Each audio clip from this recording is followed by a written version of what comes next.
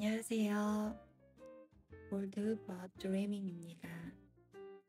오늘은 지인과 함께 이야기를 나누다 보니 자연스럽게 이 책 이야기가 나왔어요. 바로 로버트 기요사키의 가난한 아빠, 부자 아빠입니다. 내용은 간단하지만 우리가 살아가는 현실을 정말 날카롭고 적나라하게 짚어주고 있어서 제 첫 스토리텔링 영상으로 꼭 이 책을 소개하고 싶었어요. 그래서일까요? 이 책은 단순히 돈 이야기가 아니라 우리가 어떤 삶을 살아야 할지 묻는 책이었습니다. 우리가 잘 아는 부자 아빠, 가난한 아빠는 두 명의 아빠를 비교하여 돈과 삶의 태도를 이야기합니다. 한 명은 고학력, 안정된 직장, 하지만 경제적 자유는 없는 아빠. 다른 한 명은 학력은 낮지만 돈의 흐름을 알고 자산을 만드는 아빠. 그 책은 말합니다. 부자는 다르게 생각하고 다르게 행동한다. 내 아버지도 고학력자였어요. 열심히 배우고 열정이 넘쳤고 늘 새로운 아이디어를 갖고 있었죠. 다양한 사업을 시도했고 무언가 해보려고 정말 애쓰셨어요. 하지만 결과는 대부분 실패였어요. 부동산이나 주식 같은 자산에는 관심이 없으셨어요. 그저 열심히 하면 다 잘 될 거야. 긍정만 있었죠. 그래서 항상 돈은 부족했고 빚은 쌓였고 가족은 늘 현실을 감당해야 했죠. 아버지는 우리에게 부족한 걸 주지 않으려고 정말 애쓰셨어요. 등록금, 학원비, 보고 싶은 거, 입고 싶은 거 다 해주셨어요. 그런데 돈을 어떻게 써야 하는지, 어떻게 불려야 하는지 가르쳐 주지 않으셨어요. 지금 생각하면 그게 아버지가 가장 몰랐던 부분이었던 것 같아요. 가르쳐 줄 수 없었던 거.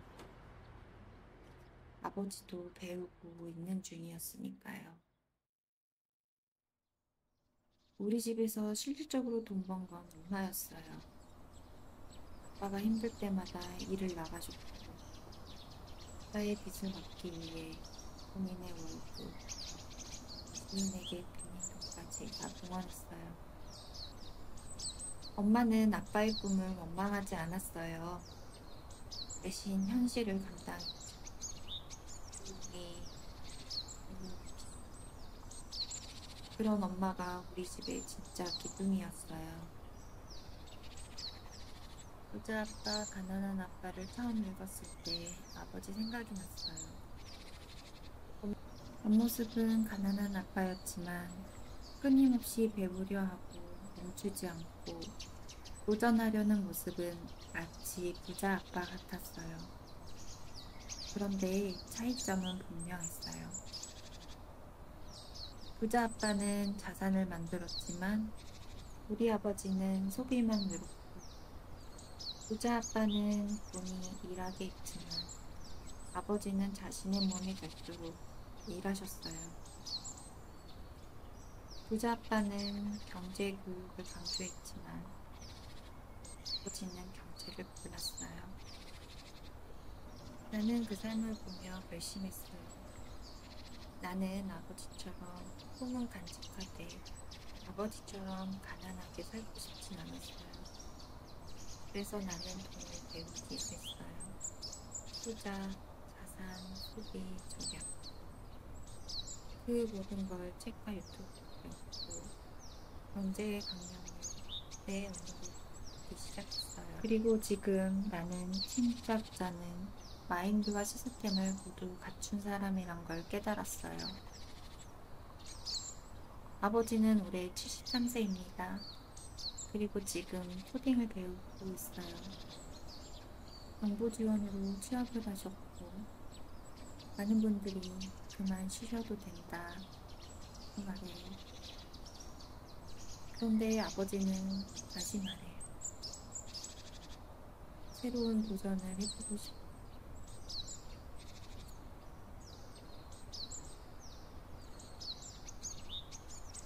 자, 여기에서 책 이야기로 다시 돌아가 볼게요.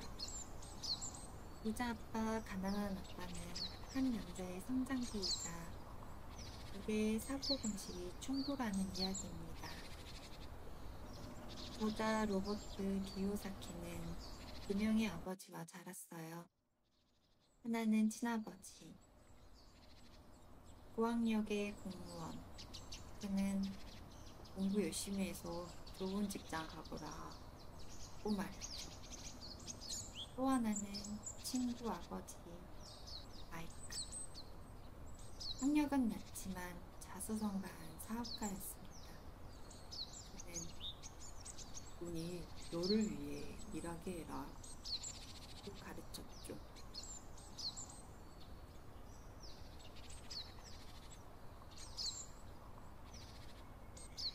그리고 결국 두 사람의 인생은 전혀 다른 방향으로 흘러갔습니다. 기요사키는 그 차이를 이렇게 설명합니다. 가난한 사람은 돈을 위해 일하지만 부자는 돈이 자신을 위해 일하게 만들어. 이 말도 참 인상 깊었어요. 나는 늘 열심히 일하며 살아왔지만 한 번도 돈이 나 대신 일하게 만든다는 생각은 해본 적이 없었거든요. 그저 더 벌어야지, 더 아껴야지. 그게 전부였던 것 같아요. 이 책에서 가장 강하게 반복되는 메시지는 아주 단순합니다. 자산을 사고 부채를 피하라. 그런데 여기서 중요한 건 우리가 알고 있는 자산과 부채의 정의가 전혀 다를 수 있다는 거예요. 자산은 당신의 주머니에 돈을 넣어주는 것. 부채는 당신의 주머니에서 돈을 꺼내가는 것이다. 예를 들어 본인이 살고 있는 집, 비싼 자동차, 새로 산 최신 가전제품이 자산이라고 생각할 수 있지만 이 책은 말합니다. 그것들은 실제로는 돈을 가져가는 부채일 수 있다고요. 진짜 자산은 임대 수익을 주는 부동산, 배당이 나오는 주식, 스스로 운영되는 사업체 같은 것들이죠. 나는 이 구분조차 제대로 하지 못하고 살았다는 걸 깨달았어요. 그리고 또 중요한 메시지. 부자들은 시스템을 만든다. 가난한 사람은 자신의 시간과 노동을 판다. 월급은 시간과 체력을 나눠주는 대가로 든 수입이에요. 하지만 그건 계속해서 일을 해야만 유지되는 수입이죠. 반면 부자들은 자산에서 나오는 수입, 즉 현금의 흐름을 만들어냅니다. 책에서는 이렇게 표현해요. 부자들은 자산을 먼저 사고 그 자산이 현금을 만들어내. 그 현금으로 원하는 삶을 산다. 그걸 알고 나니 나도 그렇게 살고 싶어졌어요. 내가 직접 움직이지 않아도 조금씩 수익이 쌓이는 거죠. 그게 경제 자유고 그 자유가 있어야 삶을 주도적으로 설계할 수 있다는 걸요.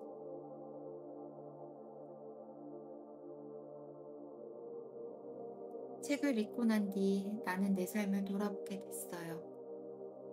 나는 어떤 사고방식으로 살고 있었을까? 어쩌면 나는 가난한 아빠처럼 안정이라는 이름 아래 두려움 속에서 살고 있었던 건 아닐까요? 당신의 인생을 바꾸려면 가장 먼저 당신의 생각을 바꿔야 한다. 책의 마지막에서 기요사키는 이렇게 말합니다. 그리고 저는 그 말이 가슴 깊이 남았어요.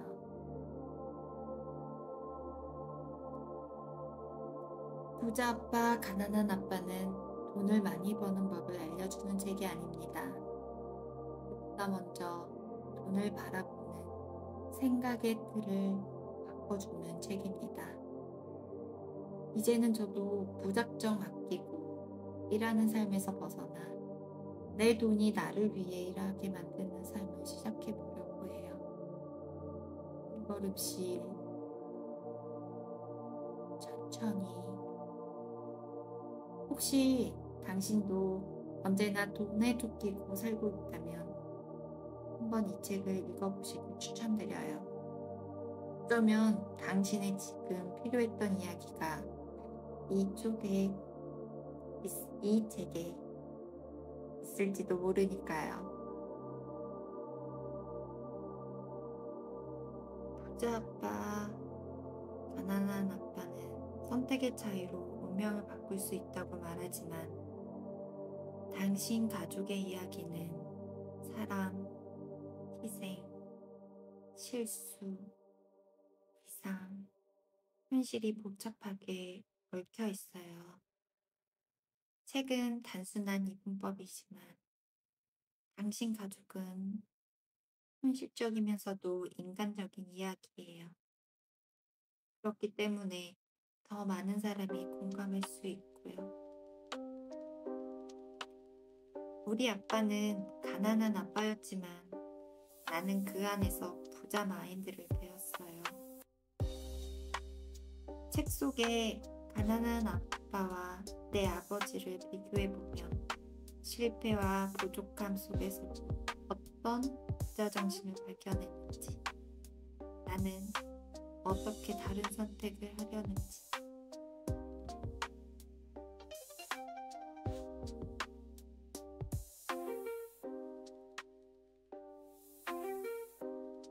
저희 아버지는 가난했지만 절대 멈춘 적은 없었다.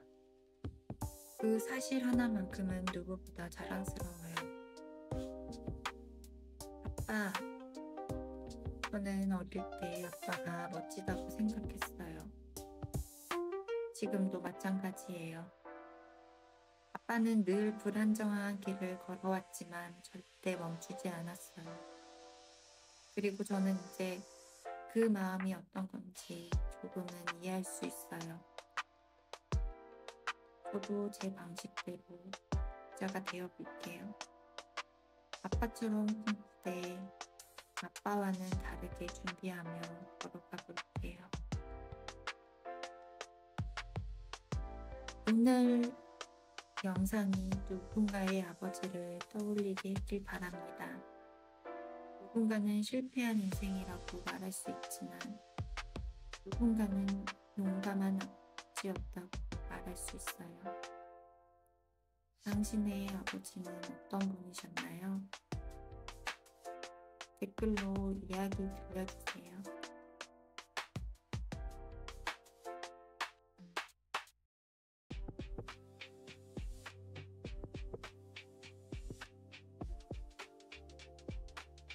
그리고 이 이야기가 공감되셨다면 좋아요와 구독, 아버지에게 전하고 싶은 한마디 남겨주세요. 감사합니다.